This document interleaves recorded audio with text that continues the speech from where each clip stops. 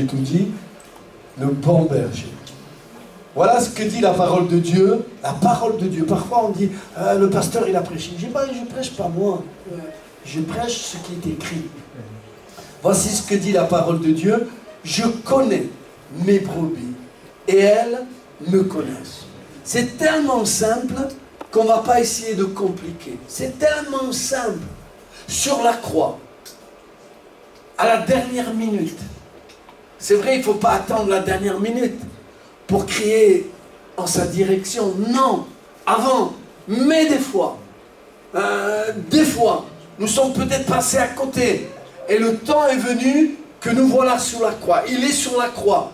Il y a 2 personnes sur la croix, condamnées à mort. Jésus au milieu et 2 condamnés à mort. Pendant un instant, pendant on pourrait dire une vie, ils n'ont pas voulu de lui. Pendant un instant, ils l'ont insulté, ils ont parlé mal de lui. Mais à un moment, oui à un moment, il est bon de reconnaître que Jésus-Christ est le bon berger. Et que Jésus est mon berger. Mes brebis, elles entendent ma voix. Pas la voix d'un prédicateur, pas la voix d'un chrétien, parce que nous les prédicateurs, nous sommes simplement que porteurs de parole de Dieu. Et nous disons pas nous ne sommes pas morts sur la croix. Celui qui est mort sur la croix, il s'appelle Jésus. Et c'est lui qui t'interpelle, et c'est lui qui t'appelle, et c'est lui qui te dit, viens à moi, brebis qui m'appartient. Vous pouvez dire à la personne à côté de vous, brebis qui appartient à Dieu. Ça commence, hein? Ça commence, hein? Oui, ça commence. Hier soir, j'étais heureux d'être chez la Jonita, chez ma belle-sœur, et il y avait des jeunes qui étaient là. Des jeunes qui parlaient déjà de baptême, de confesser Jésus-Christ comme leur sauveur personnel et passer par les eaux du baptême. Merci. Mes brebis, elles entendent ma voix et elles me suivent. Mais ce sur la croix, il va mourir. Et il va dire, Seigneur, la brebis de Dieu, quand un malheureux crie, l'Éternel entend. Et moi je crois qu'aujourd'hui plus que jamais, à quelques jours, à quelques heures du retour du Seigneur, à quelques années, à quelques jours du Seigneur, mes brebis, elles entendent ma voix. Et qu'est-ce qu'elles font? Elles me suivent. Il est à la fin de sa vie. Et à un moment, il va sentir une grâce. Et moi je crois qu'une grâce t'est accordée. À ton foyer, à ta femme, à tes enfants, à ton avenir. Non que tu vas être béni sur la terre. Je vais avoir la bonne villa, je vais avoir la piscine débordante, je vais avoir la belle voiture. C'est bien celui qui possède ces choses. Merci Seigneur. Mais je ne parle pas de matériel. Je parle de spirituel. Je vous donne ma paix, je vous laisse ma paix. Mais non comme le monde la donne, mais comme le Seigneur c'est la donne. Alléluia. J'ai envie de grandir dans cette paix, dans cette assurance. J'ai l'assurance de mon salut. J'ai l'assurance que ma vie est entre ses mains. Alors il va crier, il va nous dire, Seigneur, souviens-toi de moi. C'est une prière. Seigneur, souviens-toi de moi. Necessito-ti, tengo falta di ti. Souviens-toi de moi. J'ai besoin de toi. Mon cœur est malheureux, mon cœur est angoissé, mon cœur est triste, mon corps est malade. J'ai besoin de toi. Oui, quand un malheureux crie, l'Éternel entend. C'est beau. Alors nous n'arrêtons pas de crier. Pourquoi Khala ne fera pas encore une heure de prière pour pouvoir crier en direction de Dieu? J'ai besoin de Dieu. J'ai besoin de m'adresser à Dieu. J'ai besoin de Dieu, je recule, mais non. Mes brebis, elles entendent ma voix. J'ai prêché un jour comme ça, et j'ai dit, vous savez, il y en a qui disent, oh la prière, la prière. Mais j'ai prêché un jour comme ça, et j'ai dit, les murs de Jéricho, et est-ce qu'ils pouvaient tomber simplement que le peuple d'Israël faisait un tour? Et tout le monde m'a répondu, oui, un tour, les murs seraient tombés. Mais Dieu veut que dans ta vie, dans ma vie, que dans ses brebis, il y ait la persévérance. Tant qu'il n'y ait pas la victoire, qu'il y ait la persévérance. Je ne te laisserai pas tant que tu ne me béniras pas. Et Dieu se plaise à bénir ses enfants. Je vous donne ma paix dans un monde agité. Regardez ce que je vais dire. Dans un monde agité, dans un monde de problèmes, dans un monde de difficultés, dans un monde où il y a la guerre. Nous sommes en Europe et dans l'Europe il y a la guerre. Pas simplement qu'il y a des bruits de guerre, mais il y a la guerre. En Iran, on assassine des gens, c'est vrai. On a vu l'autre jour une grande, comment on appelle cette voiture, une Jeep noire a écrasé les manifestants qui étaient là. Ils les écrasaient. Nous sommes dans des guerres et dans des bruits de guerre. Aujourd'hui, l'homme a besoin de faire la paix avec Jésus. Le jour où tu entends sa voix, oui, sa voix, n'endurcis pas ton cœur, mais ouvre ton cœur. Vous pouvez dire à la personne qui est à côté, je veux vous faire bouger ce soir. Vous pouvez dire à la personne qui est à côté de vous, ouvre ton cœur. Abre tu corazón. Tu as une parole du Saint-Esprit. Vous voulez la savoir, la parole du Saint-Esprit? Il vient de me la donner là à l'instant. Ouvre ton cœur. Tu sais pourquoi? C'est l'Esprit de Dieu qui me le dit. Ouvre ton cœur, tu sais pourquoi? Parce que tu es en danger. Tu es en danger loin du Seigneur. Ton foyer est en danger loin du Seigneur. Tu es en danger. Alors ne tarde pas de crier au Seigneur. Seigneur, souviens-toi de moi quand tu viendras dans ton règne. Parce que vous savez, surtout à l'époque, on ne pouvait pas avoir un règne si on n'était pas roi. Et il va reconnaître, et qu'il est bon que nous puissions reconnaître. Reconnaître en disant, Seigneur, j'ai besoin de toi. Ça, c'est une humiliation. J'ai besoin de m'humilier. Seigneur, j'ai besoin de toi. Nous venons, nous, en prière, on passe du temps dans la prière. Parce que nos forces ne sont pas fortes, mais ses forces sont fortes. Seigneur, j'ai besoin de toi. Qui n'a pas besoin du Seigneur? Qui lève sa main? Qui n'a pas besoin du Seigneur? On a tous besoin du Seigneur. Et peut-être moi le premier. Souviens-toi de moi quand tu viendras dans ton règne. Et Dieu va le regarder. Imaginez-vous quelques instants les regards de Dieu qui se posent sur sa brebis. Et il lui dit, aujourd'hui même, tu vas être béni. Wow. Tu vas être béni. Mais pas à ta façon, parce que la façon de Dieu est différente de la façon du monde. Être béni peut-être, c'est chercher davantage la face de Dieu. Un jour, je me rappellerai toujours, je priais le Seigneur et je disais, Seigneur, bénis-moi, Seigneur, bénis-moi. Et je répétais, Seigneur, bénis-moi. Et je passais du temps dans la prière. Et je repassais du temps dans le jeûne. Et je repassais du temps dans l'éveil de la nuit. Je priais le Seigneur. Et je disais, Seigneur, bénis-moi. Et à un moment, j'ai dit, Seigneur, je te demande de me bénir. Et Dieu me dit, à chaque fois que tu te tiens dans ma présence, tu es béni. À chaque fois que tu te tiens devant Dieu, tu es béni de Dieu.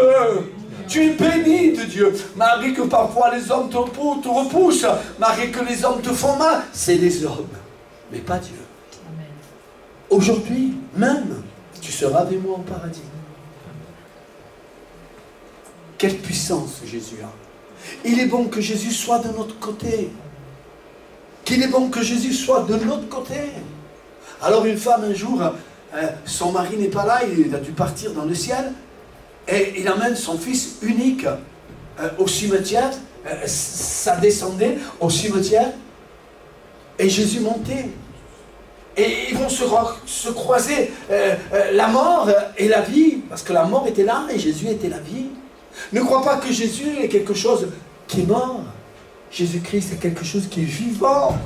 Et elle veut te communiquer ce qui est vivant, ce qui est bon. Alors, Jésus, c'est Jésus. Il est bon de tomber amoureux de Jésus. Amen. Alléluia. J'aime Jésus. Combien de personnes peuvent lever leurs mains en disant j'aime Jésus? Alléluia. Gloire à Dieu. Amen. Alors, frères et sœurs, ils se croisent. Et quand Jésus croise tout ce funérail qui descendait, cette maman qui pleurait, et son enfant, et ils se croisent. Et Jésus va dire, arrêtez. Arrêtez d'aller en direction du mal. Arrêtez d'aller en direction du cimetière. Arrêtez. Ben, tous les gens s'arrêtent. Et il va voir du toupet. Il va regarder la maman qui a perdu son enfant. Il va regarder la maman. Jésus est merveilleux. Jésus, vous le dites avec moi, Jésus est merveilleux. Jésus est merveilleux. Encore une fois, Jésus est merveilleux. J'ai envie de le connaître davantage. Quel mal, Jésus! Je veux plus de Jésus. Je veux le connaître davantage. Je veux être un ami proche de Jésus. Jésus est merveilleux.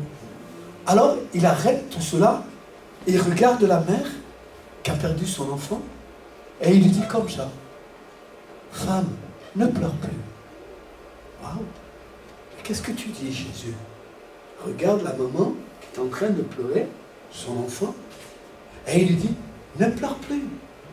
Mais comment on peut la parler des orales? Comment je peux m'arrêter de pleurer? Et il dit, ne pleure plus.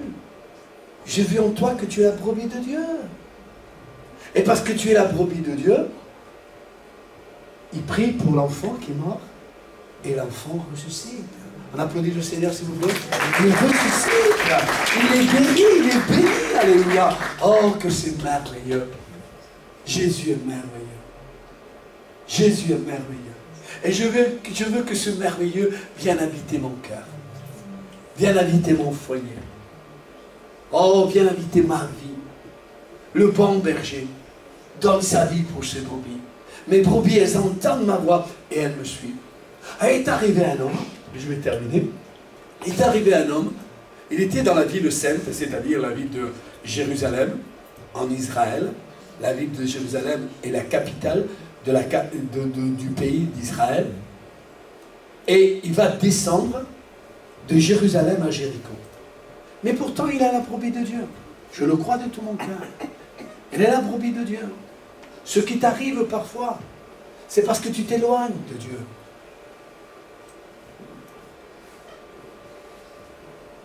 Qui c'est qui a peur? Nous sommes des courageux. Pourquoi aurais-tu peur d'accepter Jésus comme ton sauveur personnel? Il ne faudrait pas te faire violence. Il ne faudrait pas te faire violence en acceptant Jésus comme ton sauveur personnel. Ah oui, il faudrait te faire violence. Mais lui, il descend. Il descend, et quand il descend, il s'en va loin de Dieu, et des brigands arrivent, et ils le tabassent. Les brigands n'ont pas les sommes, mais ils le tabassent.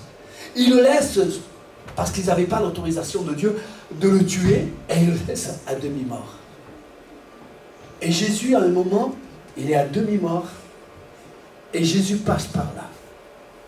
Jésus passe par là. Et quand il le voit, il voit que c'est sa brebis. Mais quel impatient! Qu'est-ce qui lui est arrivé? Qu'est-ce qui lui est arrivé? Pourquoi il est parti de la ville sainte? Pourquoi il est parti de moi? Mais qu'est-ce qui passant? Qu'est-ce qui t'est arrivé? Pour t'éloigner de Dieu.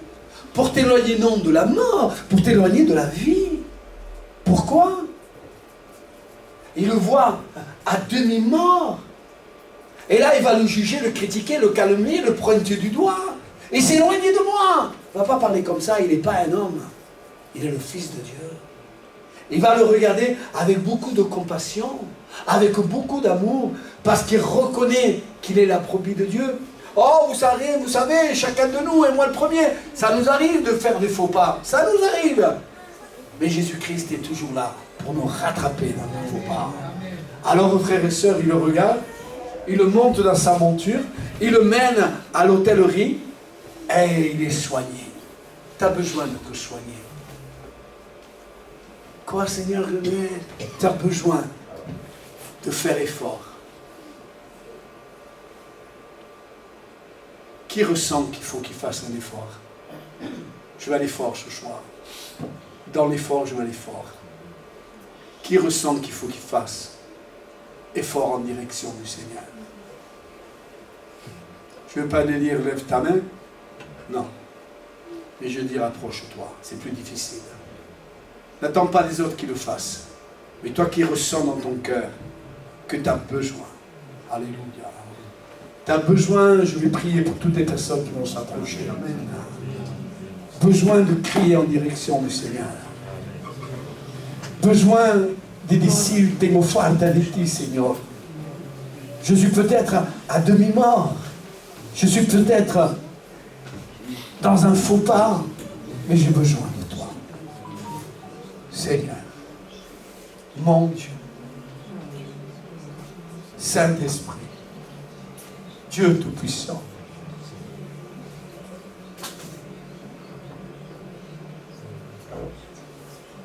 je t'en prie, toi le merveilleux, je connais mes brebis, elles entendent ma voix et elles me suivent. Je sens l'Esprit de Dieu. Je sens la présence de Dieu. Je sens l'Esprit de Dieu. Je sens la présence de Dieu qui veut te faire du bien. Mes brebis, elles entendent ma voix. Elles ne s'éloignent pas de moi, mais elles me suivent. L'effort que tu as fait, peut-être le pasteur ne l'a pas vu, mais qu'importe que le pasteur ne voit ou ne voit pas. Mais le Seigneur l'a vu. Et il a vu ton effort. Et Dieu récompense le plus petit des efforts que nous faisons. Père éternel, Dieu, je sens la présence de Dieu. Je ne sais pas qu'est-ce qui va arriver. Et peut-être il y a déjà quelque chose qui est en train d'arriver dans ta vie. Et quelque chose déjà qui est en train de se passer à l'intérieur de ton cœur. Les brebis, elles entendent ma voix. Et elles se mettent à me suivre. Seigneur, tu vois ces hommes, ces femmes qui se sont approchés de toi. Je te demande maintenant, individuellement, de les bénir à chacun d'eux. Vraiment, tu es formidable. Et qu'ils puissent sentir que le formidable, vous savez ce que me dit l'Esprit de Dieu? Il est en train de se mouvoir là, au milieu de vous. Il est en train de se mouvoir. Pas pour te faire du mal, mais pour te faire du bien. Il est en train de se mouvoir là. L'Esprit de Dieu, l'Esprit de Dieu est en train de se mouvoir. Parce que tu es content et heureux de te voir là, dans sa sainte présence. Soyez bénis. Amen. J'ai l'assurance de mon salut par la présence du Seigneur Jésus. Son sang m'a lavé, m'a racheté, et l'Esprit Saint m'a régénéré. C'est mon histoire, c'est là mon chant. Louez mon Sauveur le jour durant. C'est mon histoire, c'est là mon chant. Louez mon Sauveur le jour durant. Comment?